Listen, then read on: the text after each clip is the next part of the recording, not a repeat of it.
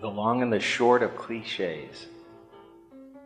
In this day and age, anybody who thinks that they know what cliches are automatically assume that everybody else does too. The fact is, injurious to some as it may be, a vast minority of the world's population would not be able to give a satisfactory definition of the word if asked. And, to add insult to injury, this is a very unsavory situation indeed. However, it would not be better left unsaid. To find a person who could tell you what a cliche is, you would most likely need the accompaniment of either Dame Fortune or Lady Luck, or both, as people of this status are few and far between. In the not-so-distant days gone by, previous to my seeing the light of day, I was immediately put in mind of knitting whenever the word cliché was mentioned. Needless to say, that condition has been corrected. Maybe I thought it was a type of stitch, perhaps a pattern, possibly even the knitting needle itself, retrospectively speaking. But the fact remained, I did not know what a cliché was, and as much as I hate to admit, I speak straight from the shoulder. As luck would have it, I recently found out that clichés have nothing whatsoever to do with knitting, and vice versa. This newfound knowledge found me last Tuesday night at the writer's workshop I attend. I was extremely embarrassed by the ignorance of my cliché-related foregone conclusion. That goes without saying. But not as embarrassed as I might have been, thanks to a question put forward by an elderly gentleman.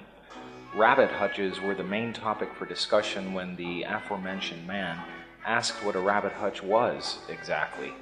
His errand of mercy enabled me to beat a hasty retreat, and being on the ball, I managed a miraculous escape from the bright and shining faces just in the nick of time. And, believe you me, I was none the worse for wear. Anyway, to cut a short story even shorter, the man found out what rabbit hutches are. Better late than never. Subsequent to finding that clichés and knitting are not related in the slightest, and being of a curious nature, I decided to track down the answer to the urgent question. What is a cliché, then? Words fail to express how this task was easier said than done. This single and semi-precious piece of information I would like to impart to anyone who was in the same predicament I was. Cost me some supreme sacrifices and superhuman effort. Needless to say, I threw caution to the wind, stayed up till the wee small hours of the morning, and now I'm white as a sheet. But being busy as a bee and burning the midnight oil paid off in the long run. Slowly but surely, after the discussion on rabbit hutches met its untimely end, our instructor instructed us to have an article written in a fortnight, either topical, seasonal, or informative. Since I had no theme in mind, and my knowledge of seasons is strictly limited to parsley, sage, rosemary, and thyme, I came to the conclusion that my article would have to be informative. I thought this idea to be a diamond in the rough. I could write an article and at the same time save some people the embarrassment and queer consequences I met with due to my ignorance. I could kill two birds with one stone by clearing up the conspicuosity that clings to clichés. Clichés cannot be considered conspicuous by their absence. On the contrary, it is their very presence that wraps them in mystery.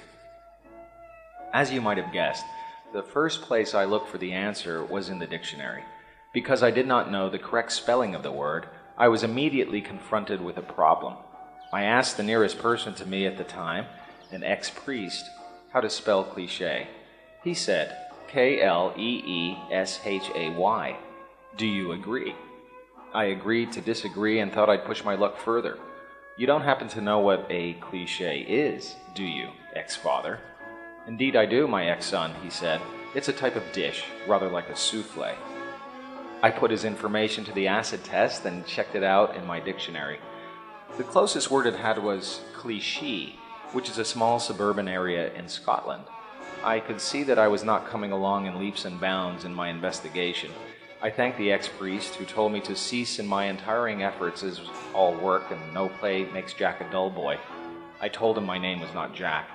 Call a spade, he muttered. I left. A woman in the street who looked to me to be of good personality and intense intelligence was my next target. Could you please tell me how to spell cliché?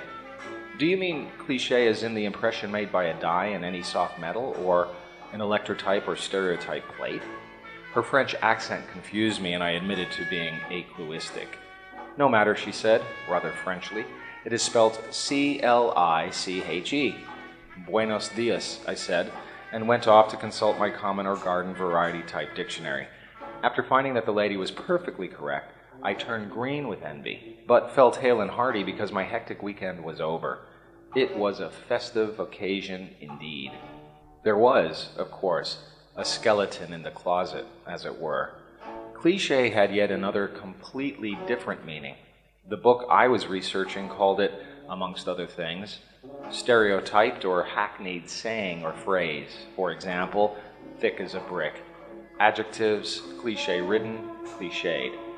I turned white as a sheet as the realization of my fatal deed set in.